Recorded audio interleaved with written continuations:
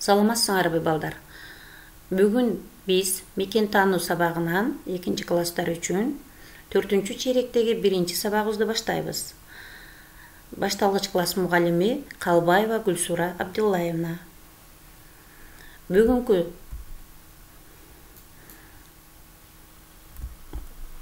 сабактын темасы жаныбарлар жазында. Балдар, эгер биздин сабагыбыз төмөндөгү максаттарга жетсе, сабагыбыз өз максатына жетти деп ойлойбуз. Силер тема боюнча маалыматты алып, билимдериңерди кеңейтсеңер, жашаган жер боюнча жапайы жаныбарларды айырмалай алсаңар, жаныбарлар дүйнөсүнө болгон кызыгууңар артып, табият менен таттуу мамиледе болууну үйрөнсөңөр, бүгүнкү сабагыбыз өз максатына жетет деп ойлойбуз. Эмесе балдар, сабагыбыздын теби бул жаңы материалды түшүндүрүү, формасы проблемалык аңгемелешүү, өз алдынча иштөө, предметтик байланыштарыбыз адабий окуу, кыргыз тили, математика, сүрөт сабактары менен байланыштырып өтөбүз. Ал эми сабагыбыздын баштаардын алдында жагымдуу маанай түзүп алсак, жаздын жаркыраган күнүндөй болгон ачык маанай каалап сабагыбызды баштайбыз. Сабакты баштаардын алдында төмөндөгү суроолорго жооп берип алсак.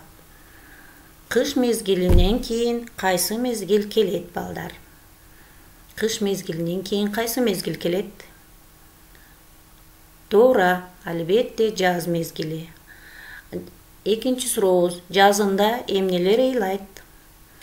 Жооптору: балдар, тоңгон муздар, чоңдор. Ойлонуп жооп беребиз. Жазында эмнелер ыйлайт? Балдар, тоңгон муздар, чоңдор.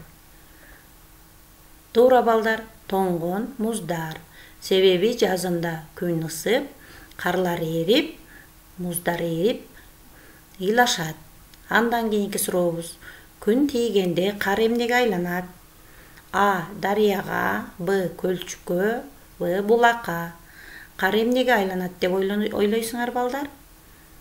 Кар көлчүктөргө айланат. Туура айтасыңар, азаматтар. Акыркы сурообуз: жаз келгенде эң биринчи чыгуучу гүл, кызгалдак, байчечекей, сирен гүлү. Туура, баарыбыз туура айттык, бул байчечекей гүлү. Анда эмесе балдар, биз 3-чү чейректе өтүлгөн темаларды кайталап алайлы. Биз бул 3-чү чейректе жандуу жана жансыз жаратылыштар жөнүндө сабактарды өткөнбүз. Жаратылыш деп эмнени айтабыз, балдар? Кана эске салайлычы, жаратылыш деп биз эмнени айтабыз? Демек, жаратылыш биздин айлана чөйрөнү курчап турган табигаттын баарын биз эмне деп айтат экенбиз, балдар? Жаратылыш деп айтабыз. Жаратылыш жандуу жана жансыз болуп бөлүнөт. Жандуу жаратылышка өсүмдүктөр, жаныбарлар, адамдар кирсе, ал эми жансыз жаратылышка суу, күн, таш, тоолор, аба, жылдыздар, планеталар киргенин эсибизден чыгарбайлы. Жандуу жана жансыз жаратылыш бири-бири менен тыгыз байланышта болот. Жаратылышта бардыгы тең салмакта болуп турат. Анда маанисиз, керексиз эч нерсе болбойт. Демек, бул сүрөттөн биз жандуу жана жансыз жаратылыштарды көрүп турабыз. Булар бардыгы бири-бири менен тыгыз байланышта. Жандуу жаратылыш жансыз жаратылышсыз жашай албайт. Ал эми жансыз жаратылыш деле жандуу жаратылышсыз эч мааниге ээ болбой калат. Эмесе бүгүн биз ушул жаныбарлар жазындагы жашоо турмушу жөнүндө сабакка көңүлүңөрдү бурабыз. Жаныбарлар жазында кандай жашоо өткөрөт? Бүгүнкү сабагыбыз ушул жөнүндө болот. Жазында көпчүлүк айбандардын балдары пайда болот. Азыр силердин алдыңарда көрүп турган сүрөт бул тыйын чычкан. Тыйын чычкандын тиши бат-бат өсүп тургандыктан бутактарды тиштегилеп өгөлөп алат. Карагайдын тобурчагы, козу карын, жер жемиштер менен азыктанат. Узун курч тырмактары менен дарактарга жармаша алышат. Тыйын чычкандын салмагы 200.000 граммга чейин болот. 1000 граммда канча килограмм бар, балдар? Математика сабагын эске салайлы. 1000 граммда 1 килограмм бар. Ал эми тыйын чычкандын алдыңкы буттары анын арткы буттарына караганда кыскараак келет дагы, анын алдыңкы бутунда 4 манжа, арткы бутунда 5 манжа болот экен. Тыйын чычкан 50 сантиметрге чейин секирик жасай алат. Тыйын чычкандын териси жайкысын кызыл күрөң түстө болсо, ал эми кышкысын боз түскө алмашат. Ал эми тыйын чычкандын эң кооз денесинин кооз бөлүктөрүнүн бири бул куйругунун узундугу 15-31 сантиметрге чейин жетет. Дарактан даракка секирүүгө куйругу чоң роль ойнойт экен. Денесинин узундугу, башкача айтканда боюнун узундугу 20-32 сантиметрге чейин жетет. Тыйын чычкан 3-төн 9га чейин кенедей кызыл эт балдарды тууйт. Ал 1 айдан кийин алардын көздөрү ачылат. Дагы 1 айдан кийин алар уяларынан чыгышып, өз алдынча жашай башташат. Андан кийинки жаныбар жөнүндө маалымат алабыз. Бул кирпи. Кирпи талаларда, адырларда чөптүн тамырын, данын, сабагын жейт. Аны кол менен кармай албайбыз, себеби кирпинин тикенектери бар. Кирпи дароо тоголок болуп жыйрылып, тикендүү тоголок шаарга окшошуп калат экен. Ал өзүн өзү ушинтип коргойт. Бирок ал адамдарга оңой эле көнүп кетет. Башындагы кыска кылдарынын астынан ойноктогон көздөрү, узун тумшугу, тегерек жалпак мурду көрүнүп турат. Кирпинин көрүүсү жаман эмес, бирок анын негизги кеңешчиси бул мурду болуп эсептелет. Кыска буттары тыпылдатып, кирпи булуң бурчтарды шимшилеп, жорголоп жөнөйт. Жечүү азыктары бул курт кумурскаларды, алардын личинкаларын, үлүлдөрдү мурду менен ары-бери искеп табат. Ал козу карын, мөмө жемиш, көк сабак менен да азыктанат. Кээде кирпи баканы да жейт, чычкандарды ийиндеринен кармайт.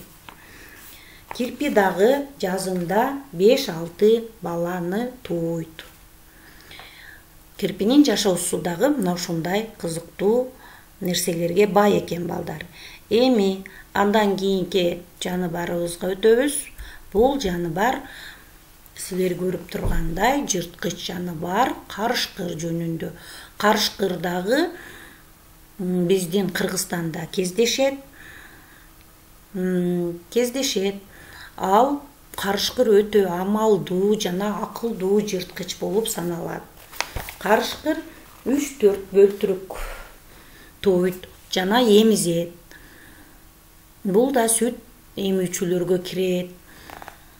Алгачкы учурларда эркек дөбөт эт таап бөлтүрүктөрү менен энесин багат.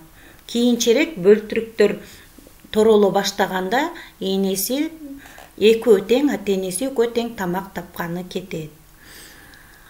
Жаныбарлардын арасынан жападан жалгыз өч алганды билген жаныбар айбан болуп эсептелет. Ал өзүнө аңчылар келе жатканын тез сезип, ордун алмаштырып башка жака ооп кетет.